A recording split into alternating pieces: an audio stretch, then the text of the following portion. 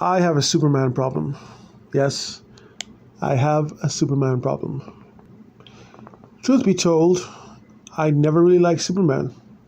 Sure, I watched his TV shows, his films, read his comic books, and I was always entertained.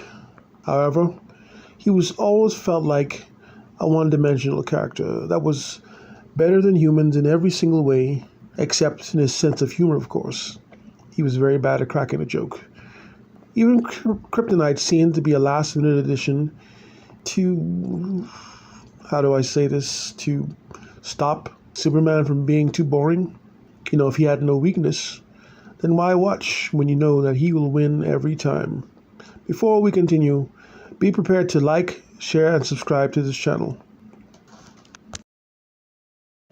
Today's video is sponsored by the Modfoil book series. Get your copies today.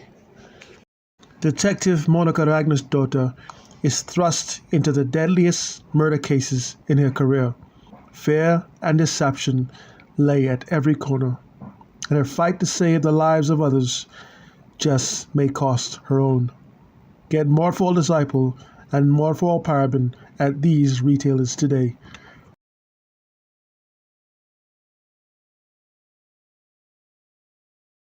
So the other day, I was having a conversation with my fellow nerds about Superman, the Superman subject. And which I brought up, by the way. And it hit me like, kind of like a girly slap, but it hit me. Superman's story doesn't make any sense. Imagine me now as a casual fan or a non-fan, and I came up to you and suddenly asked you real questions about Superman. Okay, so how did Kryptonite get on Earth? How far away was Earth from Krypton? What makes Superman's physiology so much more different than humans that he can get power from the sun? What makes that possible? I thought dogs were nothing like humans, and if Kryptonians were like humans, how could a dog have superpowers? Why does the sun make him so much more powerful than humans? When did he get just a bit more stronger? And how is he able to fly? Why can Kryptonite weaken him so much and so quickly, even though that they say his long time on Earth being exposed to the yellow sun should have made him more powerful? These are real questions about Superman. Real questions that I'm willing to guess that a lot of people can't answer. Not properly anyway. The real question is, has any of these questions ever been answered? Or are we just supposed to consume and don't ask questions, like good consumers? Spider-Man powers were properly explained.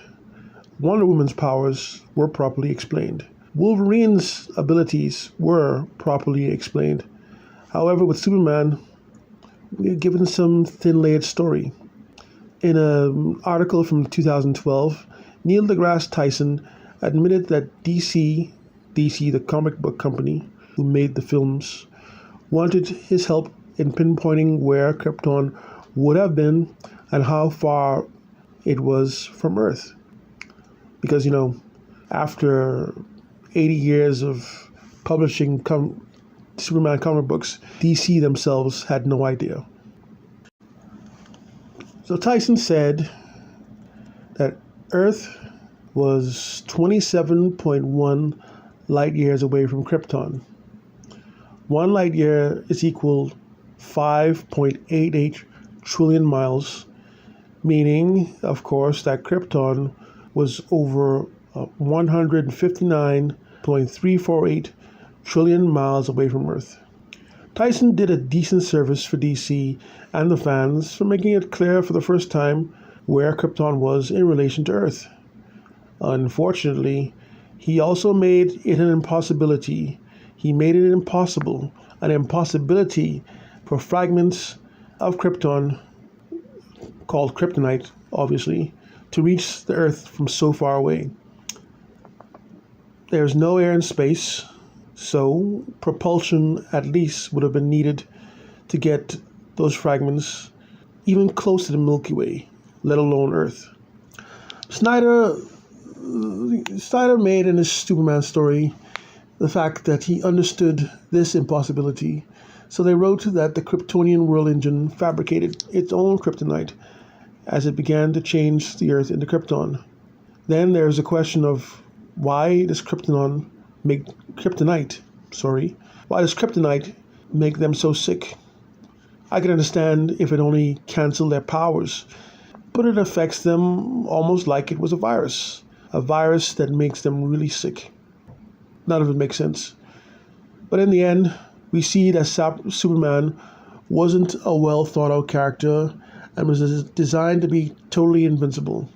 And when the writers finally understood that invincibility, total invincibility, made him too boring to watch, they came up with a weakness that itself was not properly thought out. But in truth, Superman is still a very boring character that is still one-dimensional. He's a character that can change his identity with just a pair of glasses, and even a 2-year-old can see through that disguise. I really don't have too much hate for Superman, but I understand that people do love Superman for whatever reason they have. They say that he's about hope and about goodness, truth, and justice. I was fishing and came up with the last part at the last minute. But whatever the reason is, Superman is still bland and very little depth, which is why Clark Kent has far more screen time than Superman does. I know what you're saying. Clark Kent is Superman. But how about this? Only some portrayals of Clark Kent is actually interesting.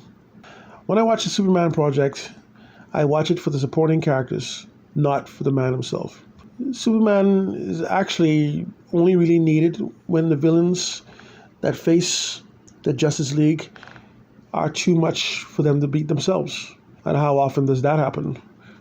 Not that often. Like, share, and subscribe.